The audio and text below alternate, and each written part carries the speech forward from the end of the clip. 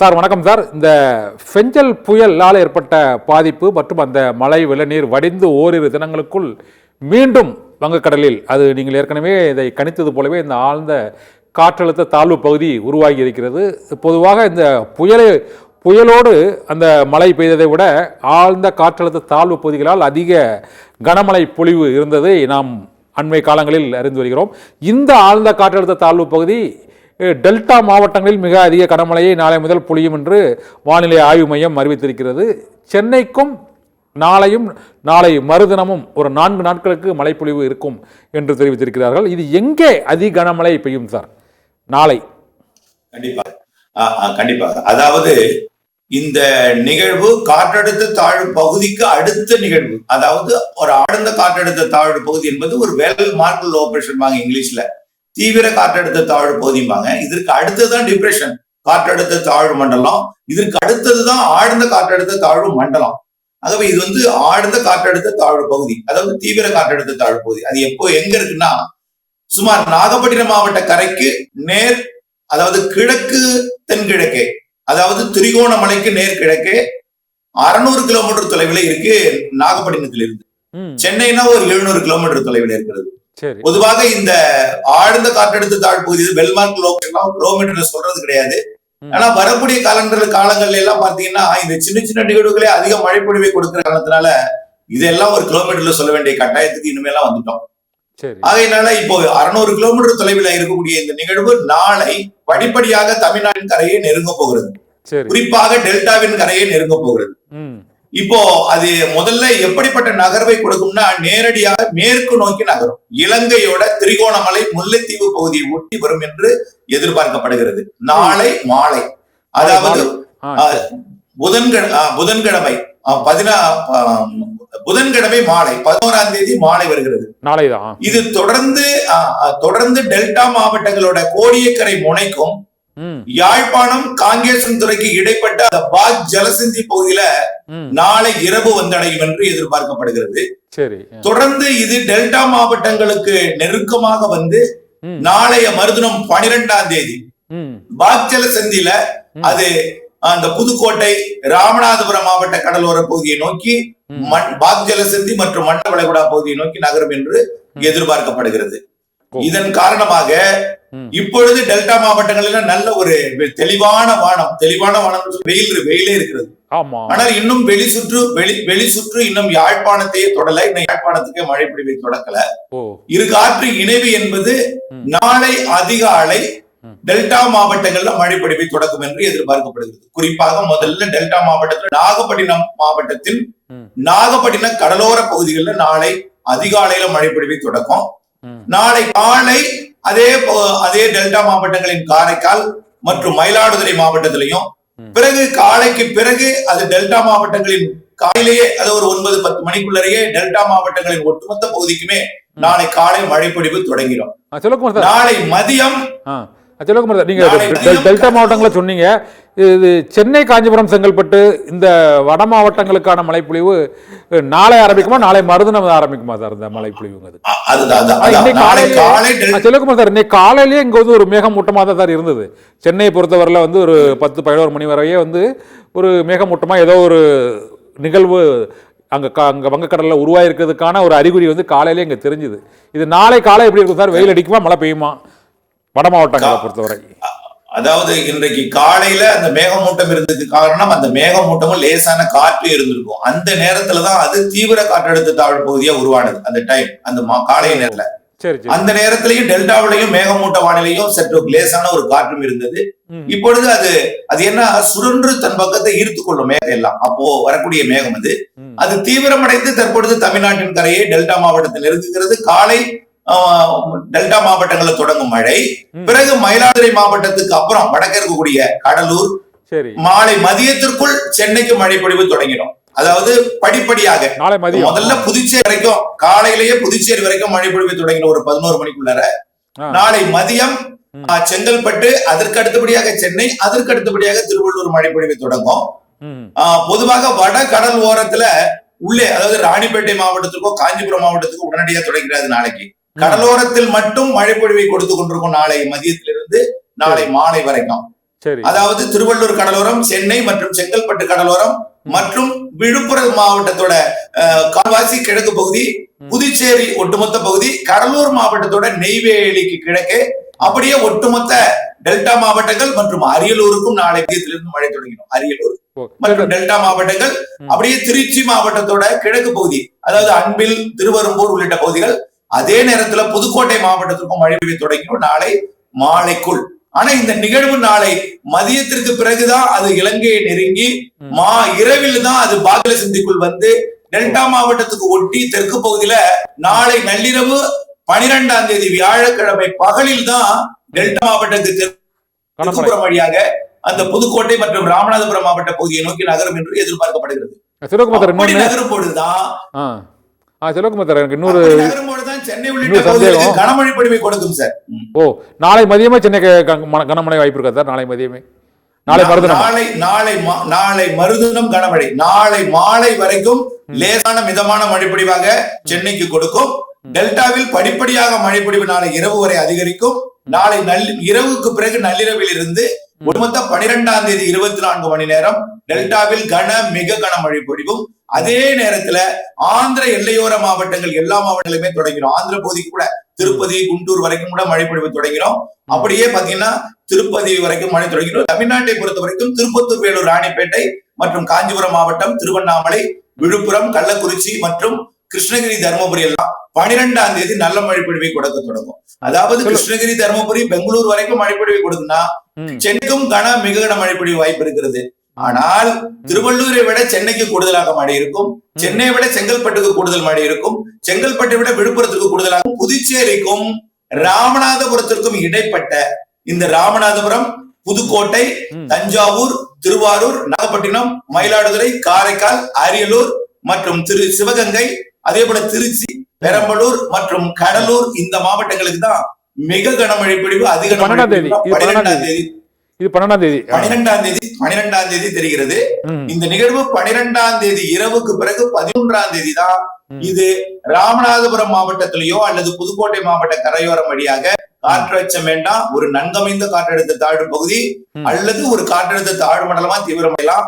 இது கரை கடக்கும் பொழுது நிறைய மழை பொழிவை கொடுத்து கொண்டே மதுரை, திண்டுக்கல், திருச்சி, கரூர், நாமக்கல், சேலம், அப்படியே நீலகிரி, கோயம்புத்தூர், திருப்பூர், அப்படியே திண்டுக்கல் மாவட்டத்துல தேனி, விருதுநகர், ராமநாதபுரம், தூத்துக்குடி மாவட்ட வடக்கு பகுதி இதெல்லாம் அதிக மழைப்பொழிவு கிடைக்கக்கூடிய இடம். அதாவது தூத்துக்குடியிலிருந்து கள்ளக்குறிச்சி வரைக்கும் இடைப்பட்ட மாவட்டங்கள் எல்லாமே, கள்ளக்குறிச்சியோட தெற்கு பகுதி சொல்லலாம், மாவட்டங்கள் வழியாக பாலக்காடு, கணவாய் வரைக்கும். நீங்க சொல்ற பார்த்தா இது தமிழ்நாடு முழுவதுமே இந்த ஆழ்ந்த காற்றழுத்த தாழ்வு பகுதி மிக அதிக கனமழை பொழிவை கொடுக்குன்னு தான் சொல்றீங்க. ஏற்கனவே இப்போ தான் இந்த பெஞ்சல் புயல் இந்த ஆழ்ந்த காற்றழுத்த தாழ்வு பகுதியாகவும் அது மண்டலமாகவும் வலுவடையாதுன்னு ஒரு கணிப்பு இருந்தது. ஆனால் திடீர்னு ஒரு நாள் அது அந்த 1ஆம் தேதி புயலா அது வலுவடைந்தது, அப்புறம் கரையை நெருங்கியது. ஆனால் இந்த நீங்க சொல்ற இந்த ஆழ்ந்த காற்றழுத்த தாழ்வு பகுதி மண்டலமா வலுவடைவதற்கான வாய்ப்பு இருக்குன்னு சொல்றீங்க. ஆனால் அது புயலா மாறாதுன்னு அதிகாரப்பூர்வமா அறிவிச்சிட்டாங்களா சார்? ஆனால் நீங்கள் சொல்கிறத பார்த்தா அது புயலுக்கு முந்தைய அந்த ஆழ்ந்த காற்றழுத்த தாழ்வு மண்டலமாக உருவாகி தமிழகம் முழுவதும் தூத்துக்குடியிலிருந்து கள்ளக்குறிச்சி வரை, அப்புறம் டெல்டா மாவட்டங்கள், வட மாவட்டங்கள், அப்போ முடிஞ்சுத தமிழ்நாடு ஃபுல்லாக பெஞ்சிட்ட மழை. அதாவது இது கள்ளக்குறிச்சிக்கு வடக்கே ஏற்கனவே வெள்ளம் பாதித்த பகுதிகளுக்கு கனமழை மட்டும்தான், மீண்டும் ஒரு பாதிப்பு மழை தெரியல. சரி. அதாவது கடலூருக்கு வடக்கே உள்ள மாவட்டங்கள், சென்னை உட்பட எல்லாமே கனமழை பொழிவு தான். சென்னையை பொறுத்த வரைக்கும் சாலைகள்ல நீர் தேங்கும், இயல்பு வாழ்க்கைக்கு இடையூறு கொடுக்கும் மழை பொழிவாக இருக்கும். தாழ்வான பகுதிகளில் நீர் தேங்கும், ஆபத்து இல்லை சென்னைக்கெல்லாம். சார், இயல்பு வாழ்க்கைக்கு இடையூறு கொடுக்கும் மழை பொழிவு வரும்னா 20 சென்டிமீட்டருக்கு மேல பெய்யுமா சார்? சென்னை, காஞ்சிபுரம், திருவள்ளூர், செங்கல்பட்டுல ஏதாவது ஒரு இடத்துல வாய்ப்பு இருக்கா? இயல்பு வாழ்க்கைக்கு இடையூறு கொடுக்கும் மழைனா நம்ம கொடை இல்லாம போக முடியாது இல்ல, அது இயல்பு வாழ்க்கை. கொடை இல்லாம போறது நடந்துதான் போடும், அது இயல்பு. கொடை எடுத்துட்டு போகணும், 12ஆம் தேதி போகணும், ஃப்ரீயா போக முடியாதுங்கிறது ஒரு இயல்பு வாழ்க்கைக்கு இடையூறு கொடுக்குற மழை தான். அதே போல தாழ்வான பகுதி சப்பையில எல்லாம் தண்ணி தங்கும், நிச்சயமா சப்பையில தண்ணி தங்கும். தாழ்வான பகுதி ஒரு 15-10 சென்டிமீட்டர் வரைக்கும் சென்னை கூட எதிர்பார்க்கலாம். 12-13 அந்த மழை 12ஆம் தேதி தான் மழை பொழிவே. 11ஆம் தேதி டெல்டா மாவட்டங்களுக்கு மட்டும்தான் இருக்கும். டெல்டா ராமநாதபுரத்தில் இருந்து புதுச்சேரி வரைக்கும் தான் 11ஆம் தேதி இருக்கும். 11ஆம் தேதி சென்னைக்கு மழை பொழிவை தொடக்கினாலும் லேசான மிதமான மழை பொழிவாகத்தான் இருக்கும். அதுவும் சென்னை உள்ளிட்ட கடல் ஓர பகுதிகளுக்கு மட்டும்தான். 12ஆம் தேதியும் 13ஆம் தேதி தான் அனைத்து மாவட்டங்களுக்கும் மழை பொழிவை கொடுக்க போகுது.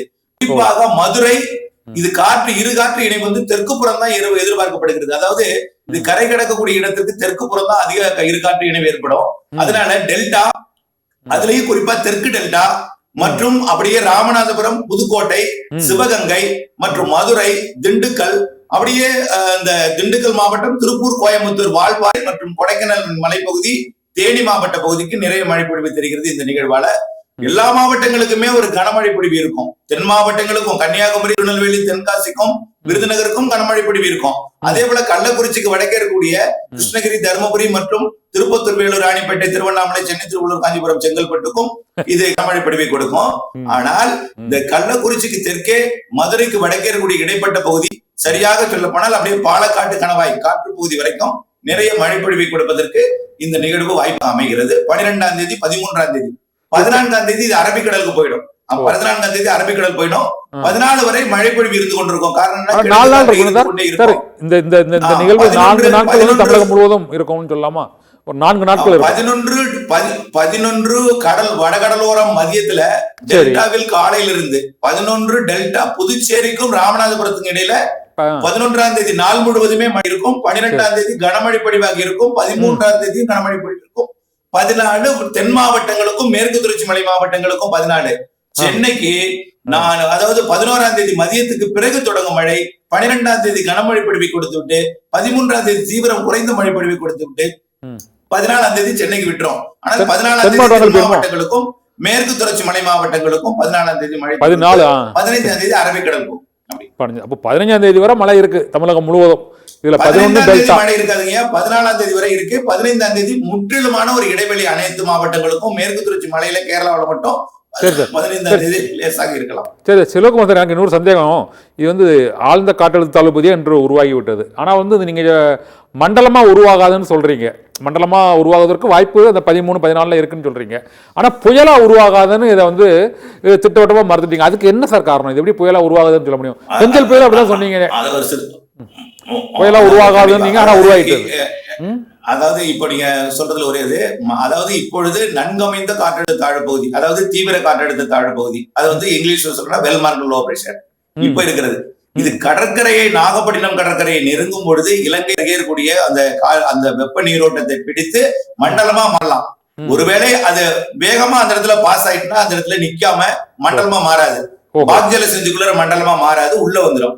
ஏற்கனவே புயலாக மாறும் என்று நாம எதிர்பார்க்கப்பட்டது வந்து கடந்த, அதாவது பெஞ்சல் புயல் பத்தி பாத்தீங்கன்னா ரொம்ப தூரத்தில இருந்து வந்துச்சு. அது கரையை நெருங்கும் பொழுது அது மண்டலமா தான் இருந்துச்சு. இது பக்கத்துல ஆழ்ந்த மண்டலமா தான் இருந்துச்சு. அதாவது பெஞ்சல் கரையை நெருங்கும் பொழுது ஆழ்ந்த மண்டலமா மாறிதான் கரை கிடக்கும்னு எதிர்பார்த்தோம். அப்படியே புயலா மாறினாலும் செயலுக்குன்னு எதிர்பார்த்தோம். இது விலகி போயிட்டு வந்துச்சு இல்லையா? இது உருவான விலகி போயிட்டு திரும்பி வந்துச்சு. இல்ல இது உருவான இடம், இது உருவாகிற இடம் இந்த ஆழ்ந்த காற்றழுத்த தாழ்வு பகுதி. இது வங்கக்கடல்ல, அது வந்து அரபிக்கடல்ல. அல்லங்கய்யா, இது அரபிக்கடல் 15ஆம் தேதி போகும். வங்கக்கடல்ல இது தமிழ்நாட்டின் கரை. அரபிக்கடலுக்கு 15ஆம் தேதி போயிடும். அங்க ஒண்ணும் ஆகாது. அங்க எதுவும் பிரச்சனை இல்லை. அது சாதாரண ஒரு காற்று சுழிச்சாதான் வெப்பநிலை கம்மியா இருக்கு. அரபிக்கடல்ல அப்படியே போயிட்டே இருக்கும். வங்கக்கடல்ல தமிழ்நாட்டின் கரையை நெருங்கும் முன் மண்டலமா மாறதுக்கு வாய்ப்பு இருக்கிறதோட உறுதி இல்லை. ஆனால் வெல்மார்க் லோ பிரஷருக்கு நிறைய மழை பொழிவை கொடுத்து கொண்டுதான் போகும். வெல்மார்க் லோ பிரஷருக்கும் மண்டலத்துக்கும் பெரிய டிஃபரெண்ட் இல்ல, ஒரு 5 கிலோமீட்டர் டிஃபரெண்ட் தான் காற்றோட வேறுபாடு. ஆகவே மண்டலத்தோட சக்தி கொண்டது எனலாம் இந்த வெல்மார்க் லோ பிரஷர். மண்டலத்தோட சக்தி கொண்டது இருக்கும். வெல்மார்க் லோ பிரஷரோட சக்தி இருக்கும், அந்த மழை பொழிவை கொடுக்கும். ஆகவே மண்டலம் வெல்மார்க்கு வேறுபாடு பார்க்க வேண்டியதில்லை. பேர் வேணா மண்டலம்னு பேர் அறிவிக்கப்படாமல் இருக்கலாமே தவிர, ஆனால் வெல்மார்க் லோ பிரஷர் மண்டல சக்தி கொண்டு நிறைய மழை பொழிவை தமிழ்நாட்டுக்கு டெல்டா மாவட்டங்களுக்கும் தென் மாவட்டங்களுக்கும் திருச்சி மலை மாவட்டங்களுக்கும் கொடுக்கும். நெருங்கி வரும்பொழுது இது புயலாக மாறாத காரணம் என்னன்னா, இப்ப உருவாகி இருக்கக்கூடிய வந்து வலுவான நீரோட்டம் இல்லாத இடம். ஆனா ஏற்கனவே பெஞ்சல் வந்த இடம் வலுவான நீரோட்டம் இருந்த இடம். அது எந்த சார்? அது எந்த இடம்? இது எந்த இடம் சார்? பெஞ்சல் எந்த இடத்துல உருவாச்சு, இது எந்த இடத்துல உருவாகி இருக்கு சார்? ஏன் அந்த வலுவான நீரோட்டம் இல்லை? எல்லா தொலைக்காட்சியிலுமே பெஞ்சல் வழித்தடத்தில் வருகிறது அப்படின்னு சொல்லிட்டு இருக்காங்க. ஆனால் அது உருவானது பாத்தீங்கன்னா சுமத்ரா தீவு அருகே உருவாகி திரிகோணமலைக்கு நெருக்கமா, இலங்கை ஒட்டியே வந்துதான் திரிகோணமலைக்கு நெருக்கமா வந்துச்சு. ஆனா இது அப்ப இல்ல.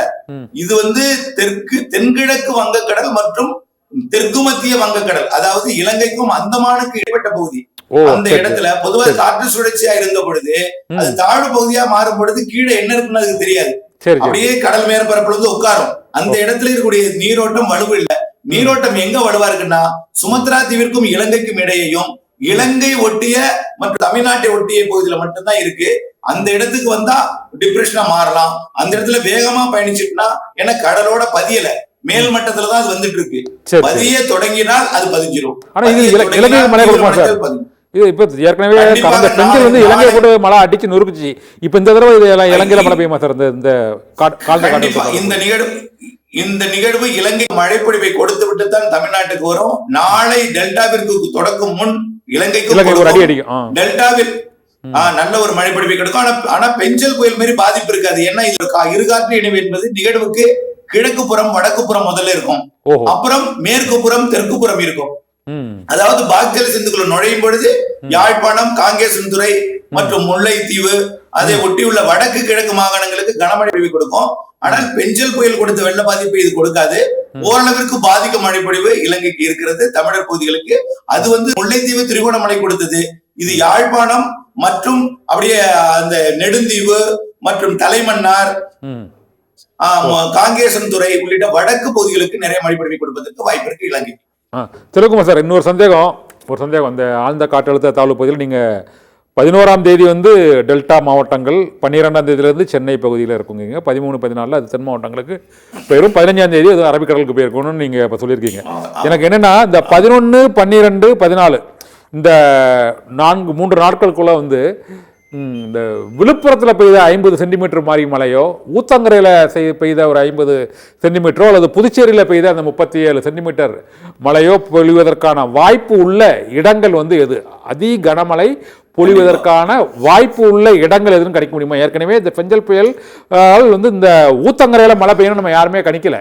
அதே மாதிரி விழுப்புரத்தில் இந்த அளவுக்கு மழை பெய்யணும் யாரும் சொல்லலை. புதுச்சேரி அருகே கரையை கிடக்கும், புதுச்சேரி காரைக்கால் மாமல்லபுரம் கரையை கிடக்கும் என்பதால் புதுச்சேரியில் ஒரு மழை பெய்யணும் ஒரு எதிர்பார்ப்பு இருந்தது. ஆனால் எதிர்பார்க்காத விழுப்புரத்தில் கடுமையான மழைப்பொழிவு 50 சென்டிமீட்டர் பெஞ்சு சாத்தனூர் அணையில் 3 லட்சம் கண்ணாடி தண்ணீர் திறக்கக்கூடிய ஒரு சூழ்நிலையை உருவாக்கிச்சு. விழுப்புரம், கடலூர், கள்ளக்குறிச்சிலாம் மழை வெள்ளத்தில் மிதந்ததை பார்த்தோம். இன்னொன்று தொடர்பே இல்லாத அந்த ஊத்தங்கரையில், அதாவது அந்த தருமபுரி மாவட்டம் ஊத்தங்கரையில் ஒரு 50 சென்டிமீட்டர் மழை பெய்வதிலிருந்து அங்கே உள்ள நீர்நிலைகள்லாம் பெருகி தென்பண்ணையாறில் கடுமையான வெள்ளப்பெருக்கு, அதனால் திருவண்ணாமலையில் வெள்ளப்பெருக்கு ஏற்படக்கூடிய ஒரு சூழ்நிலை ஏற்பட்டது. இந்த முறை இந்த ஆழ்ந்த காற்றழுத்த தாழ்வு பகுதியால் 50 சென்டிமீட்டரோ 20 சென்டிமீட்டரோ அதற்கு அதிகமான மழைப்பொழிவோ பெய்யக்கூடிய இடங்களை கணிக்க முடியுமா சார்? கண்டிப்பாக. அதாவது நம்ம ஏற்கனவே விழுப்புரம் மாவட்டத்திற்கு கனமழை பொழிவு, மிக கனமழை பொழிவு 50 சென்டிமீட்டர் எல்லாம் சொல்லிட்டு தான் இருந்தோம். அதாவது சென்னைக்கு கொடுக்க வேண்டிய மழை அப்படியே தெற்கு புறமும் மேற்கு புறமும் இனிமேல் இருகாற்று இணைவு என்பதனால புதுச்சேரி மழை தொடங்காத கடலூருக்கும் மழை தொடங்கும்னு சொல்லிட்டு இருந்தோம். அப்பவே அது போய் கிருஷ்ணகிரி, தருமபுரி, சேலம், நாமக்கலுக்கும் கொடுக்கணும்னு சொன்னோம்.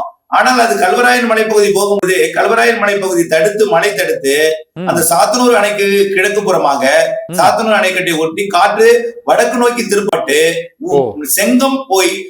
செங்கத்துல போய் அது மேற்கு நோக்கி திருக்கப்பட்டு வடக்கிலிருந்து, அதாவது குப்பம் பகுதியிலிருந்தும் கோலார் தங்கல் பகுதியிலிருந்து வந்த குளிர்காற்றும், கிழக்கிலிருந்து செங்கத்தில் நுழைந்த அந்த வெப்ப நீராவி காற்றும் போய் குப்பத்துல, அதாவது ஊத்தங்கரையில போய் இணைந்து மழைப்பொழிவை கொட்டியது. அதே போல் இருகாற்று இணைவுக்கு சாதகமான மழைப்பகுதிகள்ல இப்பொழுதும் ஏற்படுவதற்கு வாய்ப்பு இருக்கு. முதல் மழைப்பொழிவு 12ஆம் தேதி தாங்க உச்சபட்ச மழைப்பொழிவை எதிர்பார்க்கிறோம். 12ம் 13ம் ஆமா 12ம் 13ம் அதிக மழை பொழிவு. நிச்சயமாக 12ஆம் தேதி மழைப்பொழிவு எதிர்பார்க்கக்கூடிய பாத்தீங்கன்னா டெல்டா மாவட்டங்கள், முதல் டெல்டா மாவட்டங்கள்.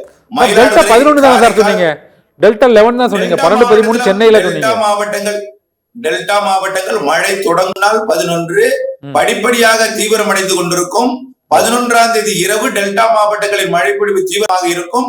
12ஆம் தேதி டெல்டா மாவட்டத்தில் மிக கனமழை பொழியும் பொழுது, அதிக மழை பொழியும் பொழுது சென்னையிலும் மழை பொழியும், கன்னியாகுமரி மழை பொழியும். அதுதான் வேறுபாடு. கன்னியாகுமரி மழைப்பொழிவு, கன்னியாகுமரிக்கும் மழை உண்டு. கன்னியாகுமரி முதல் திருவள்ளூர் வரைக்கும் மழை உண்டு. தூத்துக்குடிக்கு தெற்கே அளவாக இருக்கும் மழை, அதாவது மிதமாகவோ சற்று கனமாகவோ இருக்கும். இந்த நிகழ்வுக்கு சென்னைக்கு டெல்டாக்கும் நீங்க சொல்ற மாதிரி அதிக கனமழை, சென்னை டெல்டா அதிக கனமழை, புதுச்சேரிக்கும் சென்னைக்கும் இடையே கனமழை. சரி, புதுச்சேரிக்கும் ராமநாதபுரத்தோட தெற்கு கடலோரத்துக்கும் இடைப்பட்ட பகுதியில மிக கனமழை, அகனமழை. ராமநாதபுரம், புதுக்கோட்டை, தஞ்சாவூர், திருவாரூர், நாகப்பட்டினம், காரைக்கால், மயிலாடுதுறை, உள்ளே திருச்சி, அரியலூர் மற்றும் திண்டுக்கல் மற்றும் மதுரை, கொடைக்கானல் மலைப்பகுதி, திண்டுக்கல் மற்றும் வால்பாறை, திருப்பூர், கோயம்புத்தூர் மாவட்டத்தின் பகுதிகள், ஈரோடு மாவட்ட தெற்கு பகுதி, கரூர் மாவட்ட பகுதி, இது வரைக்கும் நிறைய மழைப்பொழிவை கொடுக்கும். நீலகிரிக்கும், ஈரோடு மாவட்டத்தின் வடக்கு பகுதிக்கும், நாமக்கலுக்கும், திருச்சி வடக்கு பகுதிக்குமே வாய்ப்பு இருக்கு, பெரம்பலூருக்கும் வாய்ப்பு இருக்கிறது. ஆனால் இந்த நிறைய மழைப்பொழிவு என்பது டெல்டாவிற்கு அடுத்தபடியாக புதுக்கோட்டை,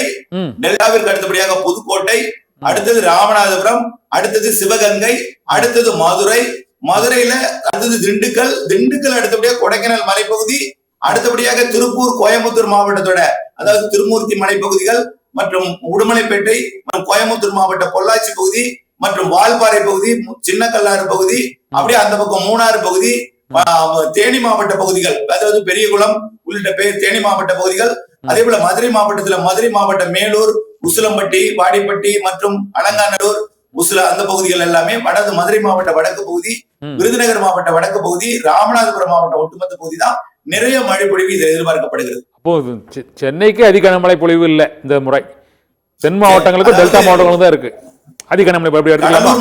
கடலூர் மாவட்டம், புதுச்சேரி கடலூர் மாவட்டம் வரைக்கும் தான் ஏற்கனவே மழை பொழிந்த மாவட்டங்களுக்கு ஆபத்தில்லை. மழை புதுச்சேரி அதாவது கடலூருக்கு வடக்கே தான் மழை பொழிந்தது. கடலூர்லயும் நெய்வேலிக்கு வடக்கே தான் மழை பொழிவு அதிகமாக இருந்தது. நெய்வேலிக்கு தெற்கே இப்பொழுது மழை பொழிவு கூடுதலாக இருக்கும். சிதம்பரம் மற்றும் பரங்கிப்பேட்டை, இந்த சீர்காழி, கடலூர் நிறைய மழை பொழிவு. கடலூர், விழுப்புரத்தை ஒட்டி கடலூர் மாவட்டத்திலே பெயர் தான் கடலூர் மாவட்டம் என்று வந்ததே தவிர, ஆனால் பரங்கிப்பேட்டைக்கு வடக்கே தான் மழை, புவனகிரிக்கு வடக்கே தான் மழை, அதே போல சேத்தியார் தோப்புக்கு வடக்கே தான், அதுவும் நெய்வேலிக்கு வடக்கே தான் அதிக மழை. பன்ருட்டியை மையமாக வைத்து, நெல்லிக்குப்பத்தை மையமாக வைத்து வடக்கு பகுதி, பன்ருட்டிக்கு வடக்கே விழுப்புரம் மாவட்ட எல்லை பகுதி மழை பொழிவால் பெரிய பாதிப்பு கூட கடலூர்ல வெள்ளப்பெருக்கால் தான் அந்த கடலூர் மாவட்டத்துல கொஞ்சம் பாதிப்பு அதிகமாக ஏற்பட்டது. சிவகுமார், கடைசியா ஒரு கேள்வி, அதாவது சென்னைக்கு இந்த 13-12 அதிக கனமழை பொழிவு இருக்கலாம். சென்னை, காஞ்சிபுரம், திருவள்ளூர், செங்கல்பட்டுல சொல்லியிருக்கீங்க ஒண்ணு. இன்னொன்னு, இந்த ஆழ்ந்த காற்றழுத்த தாழ்வு பகுதி ஒட்டுமொத்த தமிழகத்தையே ஏதோ ஒரு பெரிய புயல் தமிழகத்தில் கரையை கடக்கும் போது ஏற்படக்கூடிய அதுக்கு நிகரான அளவுக்கு மழை பொழிவை கொடுக்க நீங்க சொல்றீங்க. அதற்கு இது என்ன காரணம் சார்? அது இதுக்கு முன்னால காற்றழுத்த தாழ்வு பகுதி ஒரு புயலோட தான் கிட்டத்தட்ட ஒரு 15 மாவட்டங்கள் 16 மாவட்டங்களை இது அந்த சுற்றளவில் மழை பொழிவு இருக்கும். இது ஒரு ஆழ்ந்த காற்றழுத்த தாழ்வு பகுதி இந்த டெல்டா மாவட்டங்கள், வட மாவட்டங்களில் மட்டும்தான் இருக்கும் அப்படிங்கிறது பொதுவான கணிப்பாக இருக்குது. ஆனால் நீங்கள் சொல்கிறத பார்த்தா கன்னியாகுமரியிலிருந்து இங்கே சென்னை வரையே எல்லா மாவட்டங்களுக்கும் இருக்குது. இடையில தருமபுரி, கிருஷ்ணகிரி, சேலம், நாமக்கல் அந்த மலைப்பகுதியிலையும் மழை பெய்யுன்னு சொல்கிறீங்க. இது ஒட்டுமொத்தமாக இவ்வளோ பெரிய பாதிப்பை, இவ்வளோ பெரிய மழைப்பொழிவை கொடுக்கறதுக்கு என்ன காரணம்? இந்த வடகிழக்கு பருவமழை காலம் அப்படிங்கிறதுனாலயா இல்லை இந்த ஆழ்ந்த காற்றழுத்த தாழ்வு பகுதியின் போக்குனாலயா? வடகிழக்கு பருவமழை காலம் வந்தா தான் புயல்கள் நிகழ்வுகள்லாம் தமிழ்நாட்டுக்கு வரும். அது ஒண்ணு. அப்பதான் வடகிழக்கு பருவமழை காலத்துல தமிழ்நாட்டுக்கு வரும்.